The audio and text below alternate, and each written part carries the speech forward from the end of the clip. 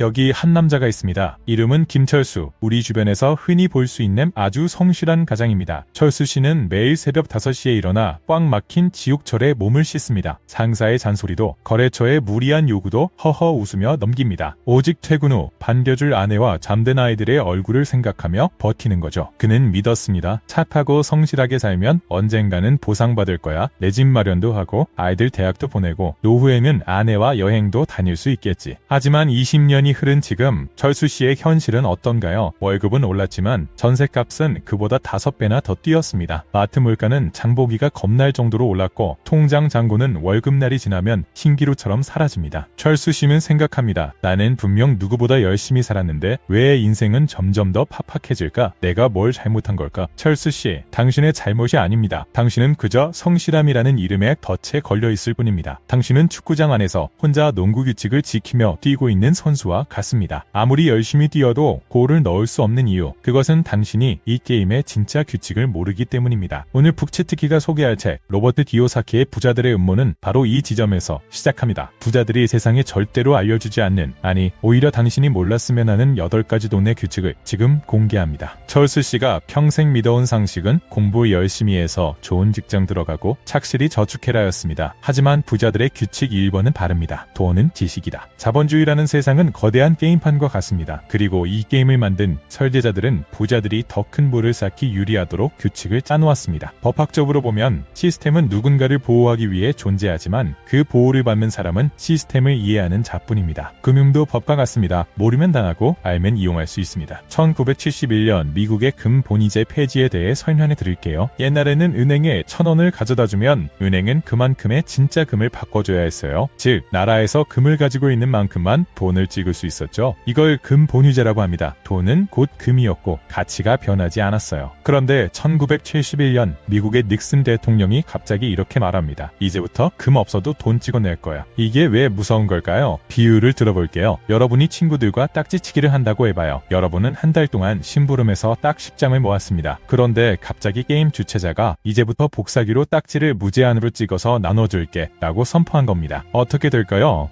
여러분이 땀 흘려 모은 딱지 10장의 가치는 순식간에 쓰레기가 되겠죠? 누구나 수천 장씩 들고 있을 테니까요. 1971년 이후의 돈이 바로 이 복사기로 찍은 딱지가 된 겁니다. 돈은 가치가 아니라 언젠가 갚아야 할 부채가 되었습니다. 부자들은 이 비밀을 알고 돈을 모으지 않고 딱지로 진짜 가치 있는 물건인 땅, 금, 기업을 사기 시작했습니다. 그래서 부자들의 규칙 2번은 저축하는 자는 패배한다입니다. 정부가 딱지를 무한대로 찍어내는데 그걸 금고에 넣어두는 건 녹아내리는 아이스크림을 보관하는 것과 같습니다. 규칙 3번, 빚을 내 편으로 만들어라. 가난한 사람은 장난감인 소비재를 사려고 빚을 지지만 부자는 딱지 복사기인 자산을 사려고 빚을 집니다. 규칙 4번, 현금 흐름에 집중하라. 단순히 집값이 오르길 기다리는 건 운에 맡기는 도박입니다. 진짜 부자는 내가 자는 동안에도 돈을 가져다주는 황금알을 낳는 거위를 키웁니다. 규칙 5번, 위기는 축제다. 경제가 무너지고 사람들이 비명을 지를 때 부자들은 웃습니다. 세상의 모든 물건값이 싸지는 빅세일 기간이기 때문이죠. 이제 여러분이 가장 충격받을 내용입니다. 왜 철수 씨 같은 월급쟁이는 아무리 벌어도 가난하고 사장님들은 더 부자가 될까요? 바로 세금의 순서 때문입니다. 학교에서 급식으로 피자를 준다고 해봅시다. 여기 3명의 아이가 있어요. 근로소득자인 월급쟁이 철수는 선생님이 피자를 가져오자마자 세금이야 라며 2조각을 먼저 가져갑니다. 철수는 남은 조각으로 배를 채웁니다. 모자라면 굶어야 하죠. 개인 사업자인 식당 주인 영유는 피자를 받으면 자기가 먼저 먹을 수 있어요. 하지만 나중에 선생님이 와서 너 아까 먹은 만큼 세금 내놔 라고 합니다. 철수보다는 낫지만 여전히 피자를 뺏기는 건 똑같아요. 법인 사업자 민수에게는 법인이라는 마법 상자가 있습니다. 민수는 피자를 받자마자 마법 상자 안에 넣고 친구들과 나눠 먹고 콜라도 사 먹고 게임기도 삽니다. 그러고 나서 상자를 열어보니 피자 부스러기만 남았네요. 선생님이 오자 민수가 말합니다. 선생님, 저 먹고 남은 게 이 부스러기 뿐이에요. 그럼 선생님은 그 부스러기에 조금만 세금으로 가져갑니다. 이 차이가 왜 엄청날까요? 근로소득자는 국가가 내 돈을 먼저 통제합니다. 선택권이 없습니다. 저축을 하려 해도 세금을 뗀 마른 수건에서 짜내야 합니다. 자산 증식 속도가 가장 느릴 수밖에 없습니다. 개인 사업자는 근로소득자보다는 유연하지만 수입이 많아질수록 종합소득세라는 무서운 세금 폭탄을 맞습니다. 결국 사업의 덩치를 키우는데 한계가 오죠. 법인 사업자인 법인은 나 자신과 분리된 가상의 인물입니다. 내가 비즈니스를 위해 쓴 모든 비용인 식비, 교통비, 교육비, 국비 등을 먼저 지불하고 남은 이익에 대해서만 낮은 세율의 법인세를 냅니다. 심지어 그 이익조차 다시 투자로 돌리면 세금을 더 줄일 수 있습니다. 이것은 단순히 돈을 아끼는 문제가 아닙니다. 자본의 재투자 속도가 달라지는 겁니다. 철수가 100만 원을 벌어 20만 원 세금 내고 80만 원으로 겨우 버틸 때 법인 민수는 100만 원을 벌어 90만 원을 자신의 성장을 위해 쓰고 남은 10만 원에 대해서만 세금을 냅니다. 10년 뒤 두 사람의 자산 격차는 수십 배, 수백 배로 벌어집니다. 이것이 바로 부자들이 숨겨온 합법적인 부의 추월차선입니다. 규칙 6번 돈을 잠들게 하지 마라. 돈은 흐를 때 힘이 생깁니다. 규칙 7번 부자의 언어를 배워라. 세금과 법령을 모르면 당신은 평생 남의 뒤처리만 하다가 끝납니다. 규칙 8번 실물 자산을 가져라. 숫자로 된 사이버머니가 아니라 법인이 소유한 땅, 건물, 지적재산권을 확보하십시오. 오늘 부자들의 음모를 보며 가슴이 답답하거나 혹은 뜨거워지셨나요? 그렇다면 이 책과 함께 꼭 읽어야 할 책으로 MJ 드마코의 부의 추월차선을 강력 추천합니다. 로버트 기요사키가 시스템의 규칙과 구조를 폭로했다면 MJ 드마코는 그 시스템 안에서 어떻게 하면 가장 빠르게 탈출할 것인가에 대한 구체적인 실행 지도를 그려줍니다. 기요사키가 직장인은 가난해질 수밖에 없는 구조다라고 진단했다면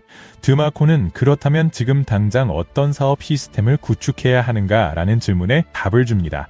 이 두 건을 함께 읽는 순간 당신의 리걸 마인드와 비즈니스 감각은 폭발적으로 성장할 것입니다. 북지특히 구독자 여러분, 그리고 이 시대의 모든 철수씨, 성실함은 미덕입니다. 하지만 무지한 성실함은 비극입니다. 세상은 당신이 계속해서 성실한 월급쟁이로 남길 원합니다. 그래야 시스템이 돌아가고 부자들이 편안하니까요. 하지만 오늘 영상을 보신 당신은 이제 더 이상 어제의 철수가 아닙니다. 학교는 당신을 훌륭한 부품으로 만들려 했지만 북지특히는 당신이 이 게임의 설계자가 되길 바랍니다. 세상을 원망하지 마세요. 대신 규칙을 배우고 법인이라는 방패를 들고 진짜 자산이라는 칼을 가십시오. 오늘 본 8가지 규칙 중 당신의 가슴을 가장 뜨겁게 만든 문장은 무엇인가요? 당장 내일부터 바꿀 작은 습관 하나를 댓글로 남겨주세요. 그 댓글이 당신의 노예 해방 선언서가 될 것입니다. 인생의 치트키는 책 속에 있고 그 실행의 열쇠는 여러분의 손에 있습니다. 구독과 좋아요는 당신이 부의 설계도로 들어가는 첫 번째 계약서입니다. 지금까지 북치특키였습니다. 감사합니다.